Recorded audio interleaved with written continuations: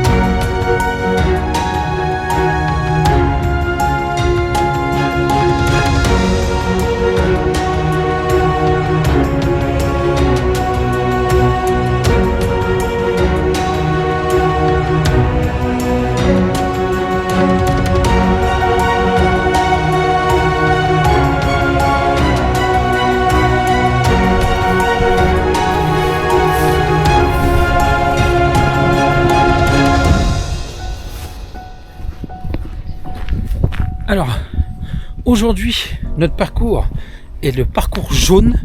Donc là, il est balisé tout le long.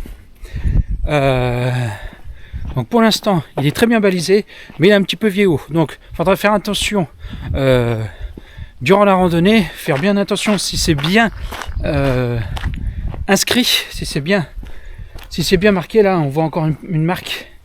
Là, regardez, bien expliqué, parce que des fois, ça peut malheureusement, comme c'est des randonnées qui sont un petit peu assez vieillots, ça peut s'effacer. Mais on a quand même un bon traçage. Donc, c'est nickel. Et je vais mettre en description, bien sûr, la randonnée, le lien via Vison Rando pour avoir la randonnée, pour que vous puissiez la faire si vous venez en Charente ou si vous êtes déjà charentais et que vous vouliez la faire. Parce que on va avoir des belles surprises. Vous allez voir.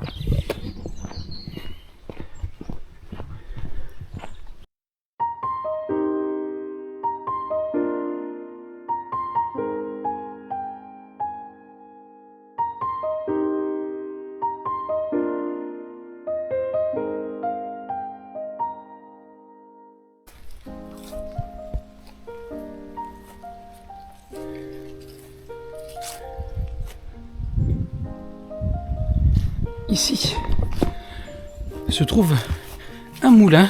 Alors, je vous marquerai le nom parce que je ne l'ai pas noté. Mais je pense que c'est un moulin qui doit donner peut-être du 18-19e siècle à peu près. Voire plus vieux. Mais ça, je vous mettrai ça en bas de l'image. Allez, et c'est vraiment joli.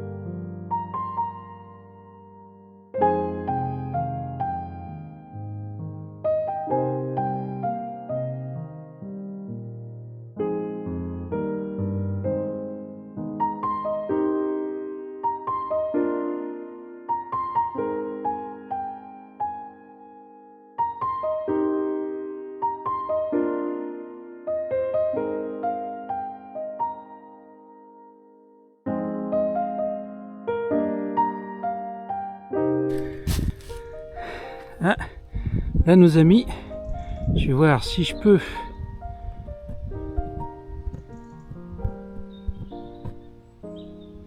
Hop. Regardez. Les chevaux ici. Salut les copains. Hop.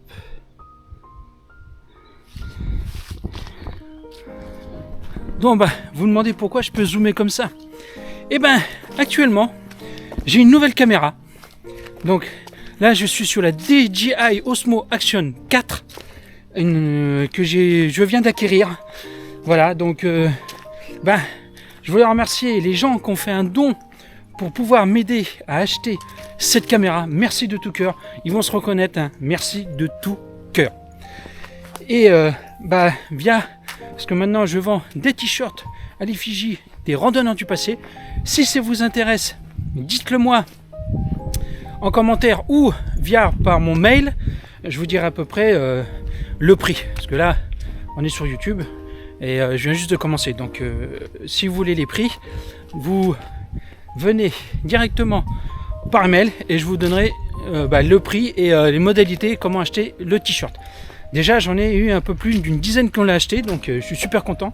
Et grâce à ça, ça m'a permis de rajouter, déjà que j'avais mis de côté pour la caméra, et j'ai pu acheter la caméra. Donc superbe. J'espère que les images vous plairont, parce que là, c'est une autre gamme. Et j'espère vous faire de très belles images avec. J'espère que le son ira aussi. Et de toute façon, dites-le moi en commentaire si ça vous plaît. Et puis franchement, ça doit être... pour moi, c'est une nouvelle étape encore pour l'évolution de la chaîne et pour vous proposer de très belles choses. Allez.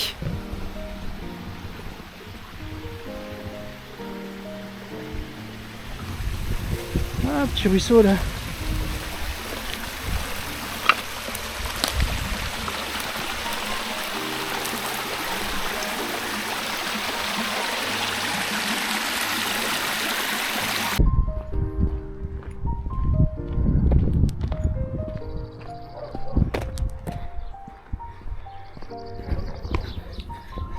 Là, on va passer entre les vignes. Là, on ne peut pas faire mieux parce que là, on est carrément dans le pays du cognac. Ici, c'est 100% cognac. Ils font un petit peu de pinot. Mais là, c'est là où vous avez vraiment les vignes et les grands crus de cognac qui sont exportés partout dans le monde. Donc, on s'y engouffre.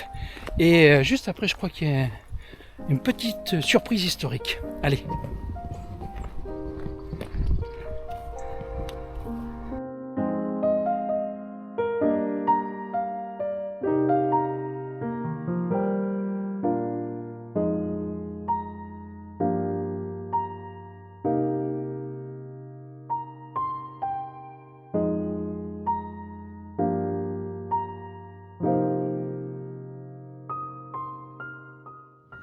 Bon, normalement il devait faire beau aujourd'hui, mais là il y a des nuages, mais il pleut pas, donc tant mieux. De toute façon le chemin il est très très humide. Là bon, on est en automne, hein, et il y a pas mal de vent, donc je voulais peut-être faire voler le drone, mais je vais essayer, mais je suis pas sûr. Hein.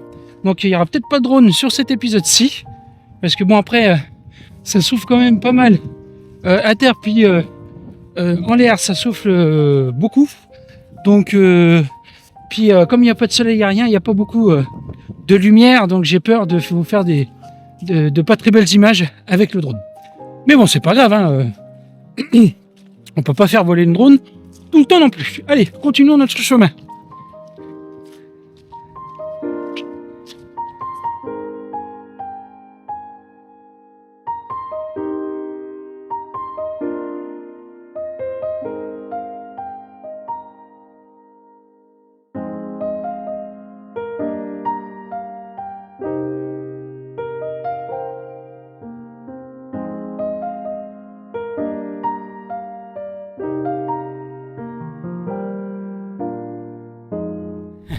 Je suis désolé, hein, il fait vraiment pas beau. Normalement, il devait faire un grand soleil.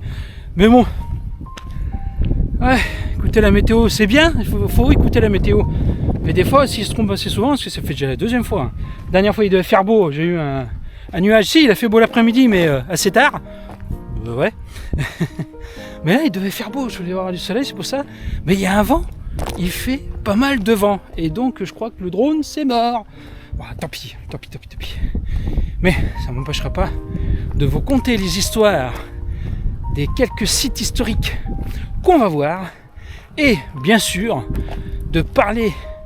Je vais choisir un petit endroit qui n'a rien à voir avec les Templiers. Enfin, qui n'a rien à voir.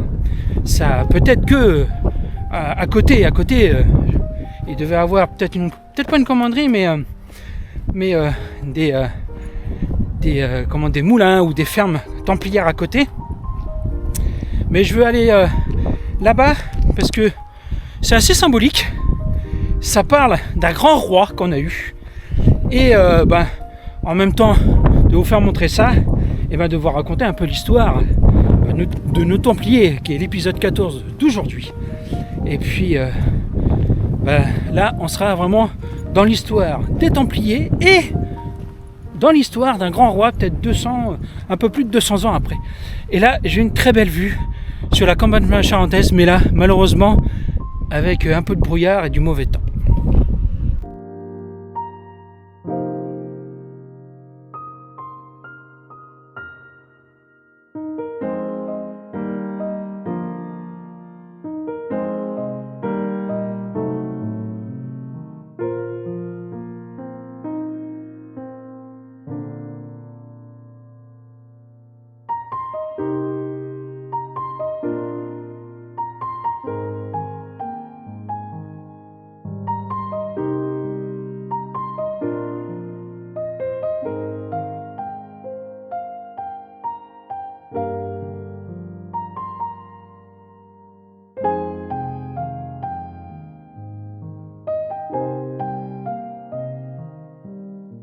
Ancien moulin à vent, à peu près du 19e siècle. Il faut savoir qu'en Charente, nous avons eu pas mal de moulins à vent, surtout 19e. Je crois qu'il y en a qui dateraient même du 17e siècle. Et par contre, nous avons eu beaucoup de moulins à eau, parce que la Charente, c'est une très belle région, mais un beau département, sur la région Nouvelle-Aquitaine. Un très beau département, mais c'est ça qu'on est riche en histoire, parce qu'on a pas mal de cours d'eau qui passent dans le département. Et on a eu beaucoup de moulins à eau, même créés par les Templiers. Pas la quasi-totalité, mais un très grand nombre de moulins ont été créés par les Templiers au XIIe siècle. Donc, je vous ai dit que on est assez riche ici. Il est magnifique. Là, ce que je vous montre ici, donc on voit encore des pierres là. Là, regardez. On voit encore un tracé. Et ici, nous sommes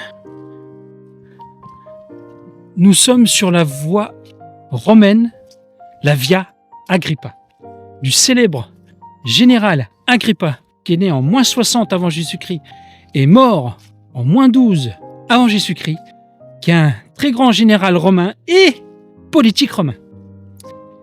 Mais ce grand général pourquoi il est devenu célèbre aussi? Parce que il a aidé son futur empereur Octave, qui est devenu l'empereur Auguste, à battre Marc-Antoine, qui était l'amant de Cléopâtre. Mais ça, on reviendra ça plus tard, sur une autre histoire, parce qu'il y a tellement pas mal de sites historiques antiques romains en Charente, que je vais vous raconter cette histoire-là, qui est vraiment très passionnante. Mais là, nous sommes sur la voie Agrippa, du général Agrippa, et franchement, fouler les pieds d'une voie romaine, je vais pas dire ancienne voie romaine, parce qu'il y a toujours quelques traces, donc elle existe encore, de cette très belle voie romaine qui passe dans toute la Charente pratiquement, la voie romaine, la Via Agrippa, elle passe vraiment en Charente. Et je suppose aussi que cette voie-là, je suppose, c'est même pas supposé, c'est quasi certain que les Templiers l'ont emprunté aussi. Parce que c'était des voies en ce temps-là. Parce qu'il faut savoir qu'au XIe siècle, Xe siècle, XIe siècle, à la création des Templiers, les Romains ils étaient encore là. Ils étaient sur le déclin, mais il y avait toujours les Romains d'Orient, qui étaient toujours d'actualité, parce qu'ils ont disparu en 1400. Mais les Romains, la Rome d'Occident, de chez nous, ils étaient là encore. Donc ces voies-là existaient toujours. Ils étaient dans un état, je ne sais pas lequel, je pense qu'ils étaient encore dans un très bon état, mais existaient toujours. Donc, je vous dis, pour ça que j'ai appelé cette aventure, donc cet épisode, l'épisode 14, l'ordre et l'histoire. Parce que, même si les Romains ont été avant eux, mais quand ont été créés les Templiers, jusqu'à la distinction des Templiers, les Romains existaient toujours. Eh oui. Et les voies romaines, elles étaient peut-être encore en très bon état. Donc, c'est pour ça que je vous dis, les voies romaines qu'on a pris, la Via Agrippa, tout ça, quasi sûr, pour moi c'est 100% sûr que les Templiers ont aussi emprunté ces très belles voies romaines. Allez, on continue cette belle aventure et regardez, je sors du petit bois qui était ici, la Via Agrippa, qui continue par là, on a encore les îles, et là, un petit peu de vallée charentaise.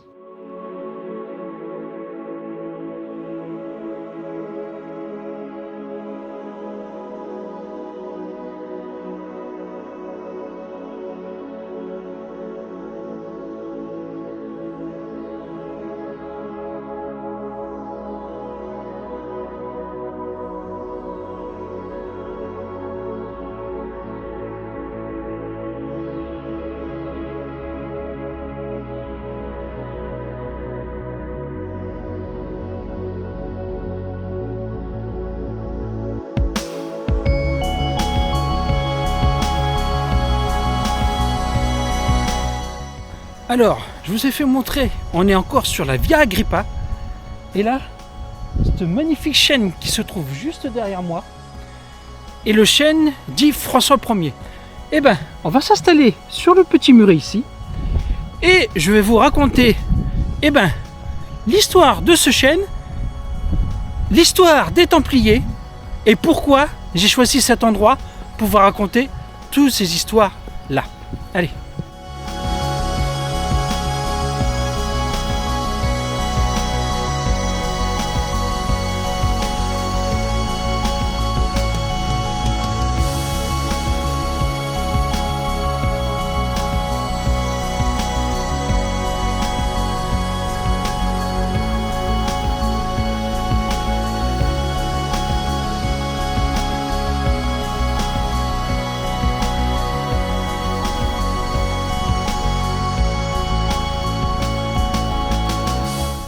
Alors juste derrière moi, nous avons l'arbre François Ier. Pourquoi l'arbre François Ier? Parce que cet arbre a été planté en 1494 à la naissance du roi François Ier. Et cet arbre-là, ce beau chêne qui est derrière moi, a plus de 530 ans. Alors pourquoi j'ai décidé d'être ici, de vous raconter l'histoire aussi des Templiers et tout? Parce que pourquoi? Alors, pourquoi? Ici, nous avions la voie Agrippa.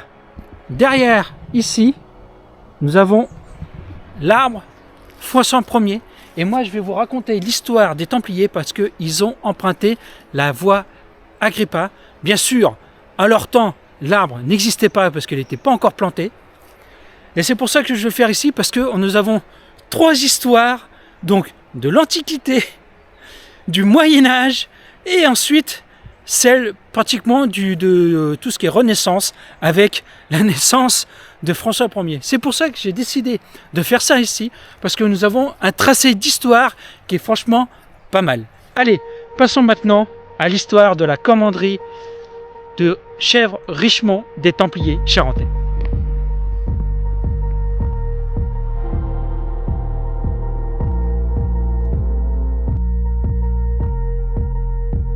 Toujours derrière le chêne de François Ier, donc la commanderie de Chèvres-Richemont. Alors apparemment, on a très peu de documents dessus, mais elle aurait disparu assez tôt. Donc elle serait construite peut-être en XIIe siècle, elle aurait peut-être vécu peut-être une centaine d'années, et a ensuite été repris assez tôt par les hospitaliers. Donc à la fin des Templiers, vers 1307-1313, donc aussi à la mort de Jacques de Molay, qui a été brûlé au bûcher par le roi Philippe IV le Bel et malheureusement le pape Clément V.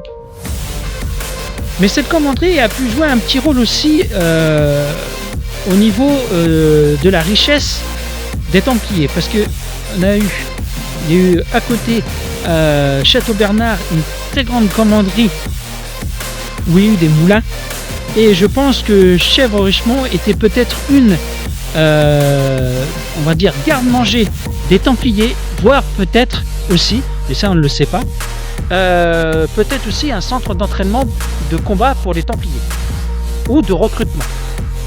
Après, apprendre avec des pincettes. Et donc voilà. Et donc il reste pratiquement plus rien des bâtiments de Chèvres-Richemont, parce qu'ils ont été repris donc par les hospitaliers. Après ça a été repris par un autre ordre, mais après ça a été vendu. C'est bon, après on sait toutes les ventes et tout, et peut-être les pierres les établissements ont été détruits pour reconstruire des maisons, et ou d'autres églises, peut-être celle de Saint-Sulpice, qui a été peut-être financée par les Templiers, je pense, qu'elle a dû aller du XIe siècle. Donc on peut supposer qu'elle a été construite et rénovée par les Templiers, qui avaient une commanderie juste à côté. Donc voici l'histoire de cette commanderie qui est très courte, mais il faut souligner qu'elle a existé et que les Templiers ont pris le chemin ici de la voie Agrippa, et avec le chêne de François Ier. Donc nous avons après 3 histoires en une. Hein, donc c'est pour ça que je vous dis ici, c'est très riche. Et cet épisode-là, donc l'épisode 14 des Templiers charentais, il faut souligner ça aussi, parce que il y a toute une histoire qui a été avant eux et ensuite après eux, jusqu'à moi en 2024, bientôt 2025, parce qu'on on va être en novembre 2024.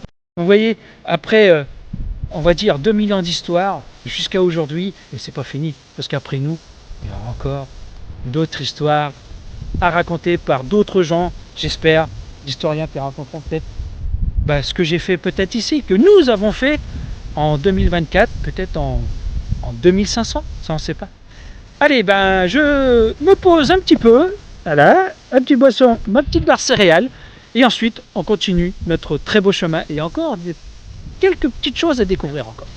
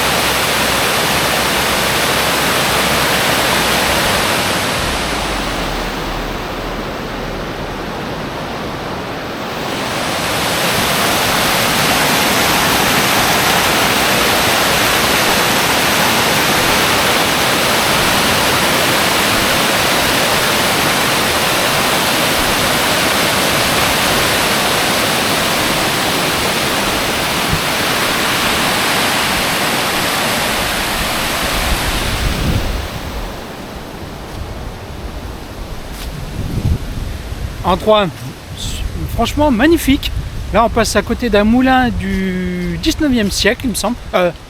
17e siècle. Je raconte peut-être des bêtises. Je crois qu'elle est du 17e siècle. Et franchement c'est un coin assez joli. Allez.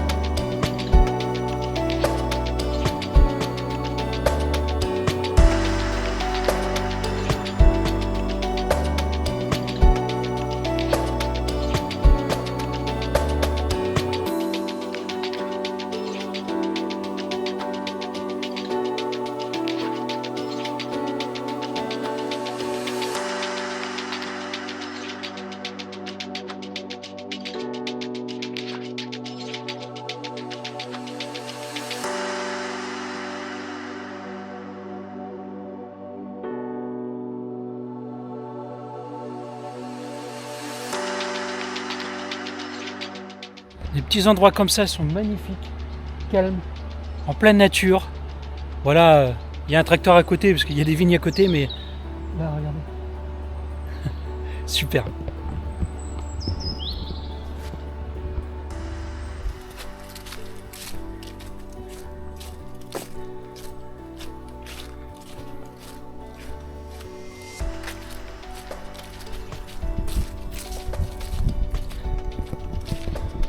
Bon, bah j'ai modifié un petit peu le chemin parce qu'il y avait un chemin qui allait un peu tout droit et qui partait dans les vignes. Et là j'ai un chemin qui retrouve la route où je vais mener et qui passe par les bois. Donc je vais passer par les bois. J'ai pas vu, donc c'est bois public parce qu'il n'y a pas de panneau de propriété privée et tout. Donc voilà, donc c'est pas que ça coupe, c'est que je préfère un peu passer par les bois. Je trouve que c'est bon, c'est mieux quoi, au lieu de passer qu'à travers les vignes.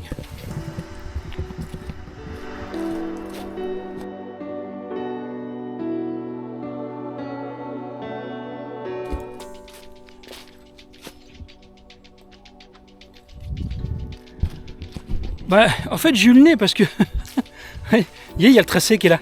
Et sur la carte, ils disent d'aller un peu tout droit et passer par les vignes. Bah ouais, mais là, non, le traçage, il est là. Donc là, et puis j'ai pas vu de panneau de propriété privée, tout ça. Donc je sais pas pourquoi.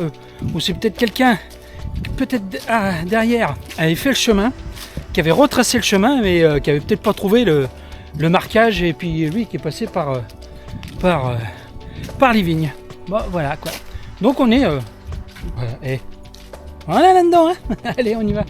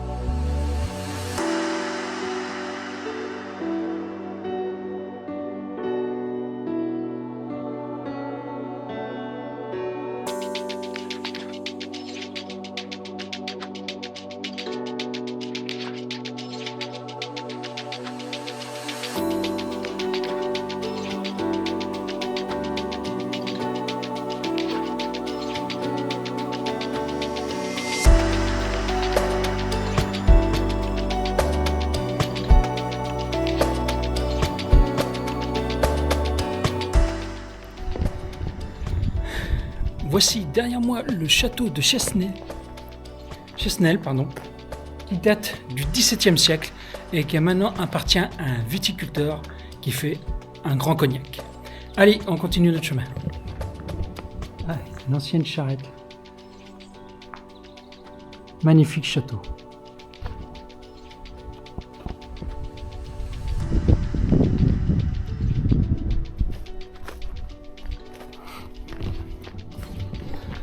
Voilà, très beau château de Chesnel, donc du XVIIe siècle. Et franchement là, très belle randonnée.